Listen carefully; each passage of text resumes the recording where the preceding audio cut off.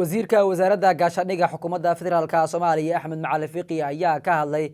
dagaaladii u dhaxeeyay ciidamadii daacadda u ahaa mucaaradka ee sidoo kale ciidanka dowladda federaalka Soomaaliya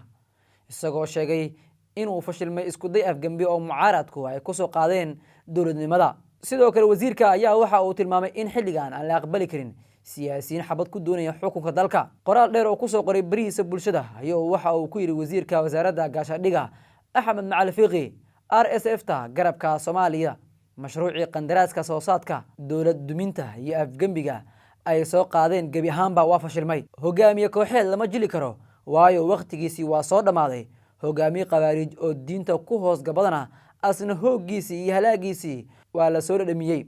oo cidna lagama yeelayo. hogaamiye qabiil ama jufo xalay ayaa la arkay oo waa kan hoobiyaha iyo madaafiicda ku qeybiyay magaalada caasimadda oo la isweydiiyay ayay la dareereen mise dowladda. isku soo duub waxaa soo xirmay albaabkii cagajugleynta xoog iyo maleeshiyaad in xukun lagu doono ama dowlad lagu hor istaago. guuleysta ciidanka qaranka ee xaqdirarka ah odayaasha dhaqanka ee dowladnimada jecel iyo shacabka Soomaaliyeed ee dulqaadka weyn muujiyay. qoraalka uu ku soo qoray wasiirka gaashaandhigga Axmed Macalin Fiqi ayaa waxa uu ku soo aadayaa xilli saacadii la soo dhaafay magaalada Muqdisho xaalkeedu uu ahaa mid qasan sidoo kale ay ka socdeen dagaalo u dhaxeeya ciidamo daacad u ah mucaaradka iyo sidoo kale ciidanka dowladda federaalka Soomaaliya. wasiirka gaashaandhigga xukuumadda federaalka Soomaaliya Axmed Macalin Fiqi ayaa muddooyinkii dambe si kulul ugu hadlayay arrimaha mucaaradka kuwaasoo haatan ku tilmaamayo inay yihiin mucaaradka Soomaaliya ciidamada RSF-ta ee Soomaaliya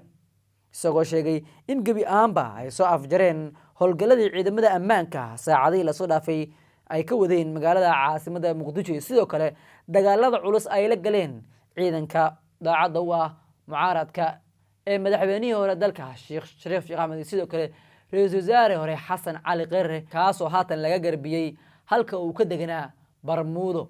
sidoo kale la geeyay xerada xeyndaabka xalana halkaas uu gurigiisa ku yaalo. saacadii la soo dhaafay xaalka magaalada Muqdisho wuxuu ahaa mid aad u qasan iyadoo dhinacyada ay ka socdaan dagaalo aad u culus. sidoo kale degmada Cabdicasiis ee isgooska Mirnaayo waxaa ka socda dhaqdhaqaaqyo ciidan iyo sidoo kale rasaas goosgoos ah kuwaas oo u dhaxeeya ciidanka ammaanka ee dowladda federaalka Soomaaliya halkaas ku sugan iyo sidoo kale